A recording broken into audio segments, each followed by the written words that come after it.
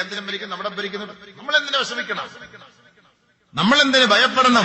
അവിടെ ഒരു റിയാസ് മൗലവിയെ കൊല്ലുകയാണ്, ഇവിടെ ഒരു മറ്റൊരു വ്യക്തിയെ ഷഹീദാക്കപ്പെടുകയാണ്, ഇന്ന വ്യക്തിയെ ഇന്ന സ്ഥലത്ത് ഷഹീദാക്കപ്പെടുകയാണ്, യുപിയിൽ എത്രയോ പാവപ്പെട്ടവരെ ഷഹീദാക്കപ്പെടുന്നു. ഇതൊന്നും നമുക്കറിയാത്ത എത്രയോ സത്യങ്ങളാണ്.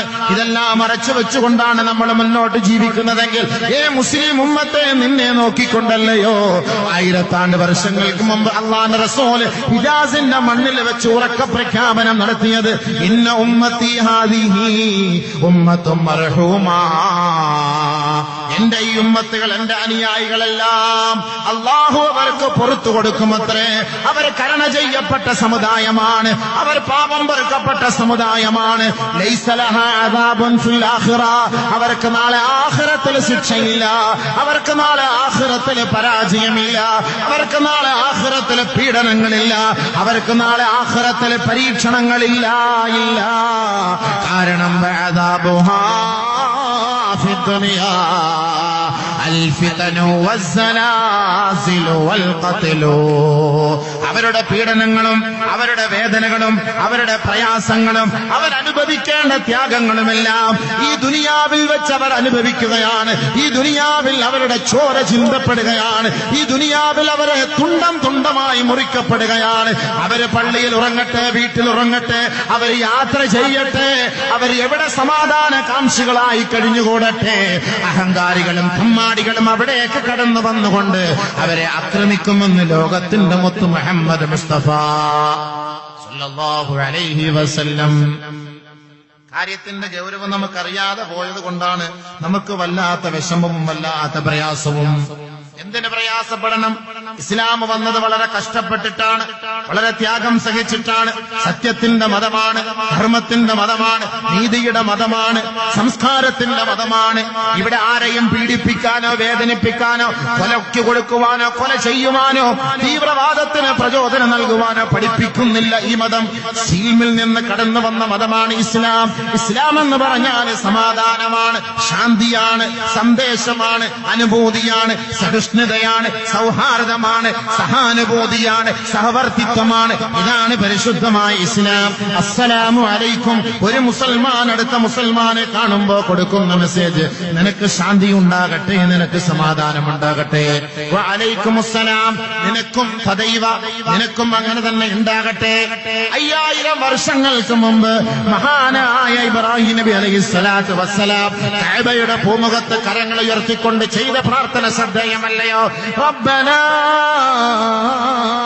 വജഅൽനാ മുസ്ലിമൈനി ലക വമിൻ ദുർരിയതിനാ ഉമ്മതൻ മുസ്ലിമതൻ ലക. അല്ലാഹുവേ, ഞങ്ങളെ നീ വിശ്വാസികളാക്കണമേ, ഞങ്ങളെ നിന്നെ വഴിപ്പെടുന്നവരാക്കണമേ, യഥാർത്ഥ മുസ്ലിമാക്കണമേ. ഞങ്ങളെ മാത്രമല്ല അല്ലാ, ഞങ്ങളുടെ സന്താന പരമ്പരകളെയും നീ വിശ്വാസികളാക്കണമേ അല്ലാ, മുസ്ലിമാക്കണമേ അല്ലാ, നിന്നെ വഴിപ്പെടുന്നവരാക്കണമേ അല്ലാ. നമസ്കാരത്തിലൂടെ ബഹുമാനപ്പെട്ട ഇബ്രാഹിം നബി ദുആ ചെയ്തില്ലേ?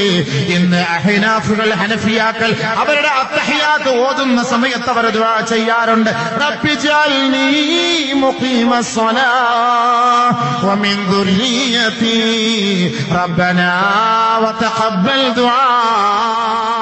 റബ്ബി ജഅൽനി മുഖീമസ്സലാത്ത് വമിൻ ദുർരിയതി റബ്ബനാ വതഖബ്ബൽ ദുആ. അല്ലാഹുവേ, നമസ്കാരം നിലനിർത്തുന്നവനാക്കി എന്നെയും എന്റെ സന്താനങ്ങളെയും നീ ആക്കിയെടുക്കണമേ അല്ലാ. പടച്ച റബ്ബിനോട് മഹാനായ ഇബ്രാഹിം നബി ചോദിച്ച ചോദ്യമാണ് 21ാം നൂറ്റാണ്ടിലെ മുസൽമാനും ചോദിക്കുന്നത്.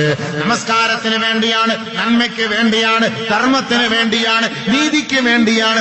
ആരെയും കൊല്ലാൻ ആഹ്വാനം ഇസ്ലാമിലില്ല, ആരെയും വേദനിപ്പിക്കാൻ ഇസ്ലാമിൽ ആഹ്വാനമില്ല. ഹിന്ദു നമ്മുടെ സഹോദരനാണ്, ക്രൈസ്തവൻ നമ്മുടെ സഹോദരനാണ്. അയൽപക്കത്ത് താമസിക്കുന്ന അവിശ്വാസികളായ അമുസ്ലിമീങ്ങളായ നമ്മുടെ സുഹൃത്തിനെ നിന്റെ സുഹൃത്തിനെ പോലെ നീ കാണണേ. പരിശുദ്ധ പ്രവാചകന്റെ വാക്കല്ലയോ? അള്ളാന്റെ റസൂലിനെ വേദനിപ്പിച്ചവർ, നബിതങ്ങളുടെ പല്ലിടിച്ചു കൊഴിച്ചവർ, അള്ളാന്റെ റസൂലിന്റെ മുഖത്തടിച്ചവർ, നബിതങ്ങളുടെ മുതുകത്ത് ചവിട്ടിയവർ,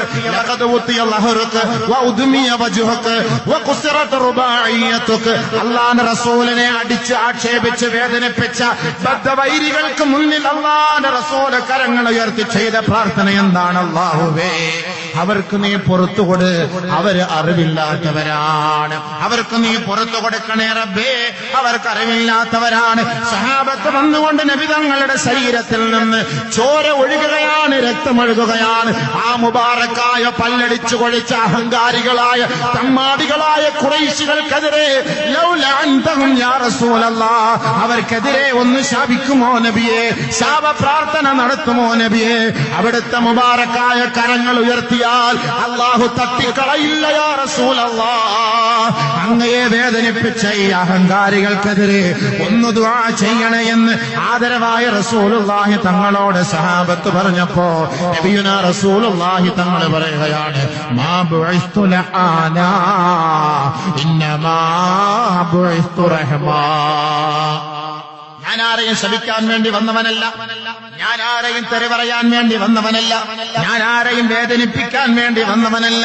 ഞാൻ കാരുണ്യത്തിന്റെ തിരുദൂതരാണ്, ഞാൻ സത്യത്തിന്റെ തിരുദൂതരാണ്, ഞാൻ നന്മയുടെ ഉറവിടമാണ്, ഞാൻ സത്യത്തിന്റെ സന്ദേശവാഹകനാണ്. നന്മ നുകർന്നു കൊടുക്കുവാനും തിന്മ പിഴുതെറിയുവാനും ഈ ലോകത്തേക്ക് ജാതനായ ഗുരുഭൂതരാണ് ഞാനെന്ന് ലോകത്തിന്റെ മൊത്തം മുഹമ്മദ് മുസ്തഫ സല്ലല്ലാഹു അലൈഹി വസല്ലമ തങ്ങൾ ഉറക്ക പ്രഖ്യാപനം നടത്തിയെങ്കിൽ അല്ലാഹുവിന്റെ റസൂല് പരിശുദ്ധമായ മക്കം പിടിച്ചെടുക്കുകയാണ്. പരിശുദ്ധമായ മക്കം പിടിച്ചെടുത്ത് പുണ്യമായ കഅബാലയത്തിന്റെ മുന്നിൽ ഇരുന്നു കൊണ്ട് അല്ലാഹുവിന്റെ റസൂല് കയറി നിൽക്കുകയാണ്. മിമ്പറിൽ അല്ലാഹുവിനെ പുകഴ്ത്തുകയാണ്. ഫസഅദൽ മിമ്പറ ഫഹമിദല്ലാഹ വഅസ്ന അലൈഹി, പടച്ച തമ്പുരാനെ പുകഴ്ത്തി വാനോളം പുകഴ്ത്തിയപ്പോ അല്ലാഹുവിന്റെ റസൂലിന്റെ മുന്നിൽ ഇതേപോലെ അണിനിരന്നു നിൽക്കുന്ന ആയിരങ്ങളാണ്, പതിനായിരങ്ങളാണ്.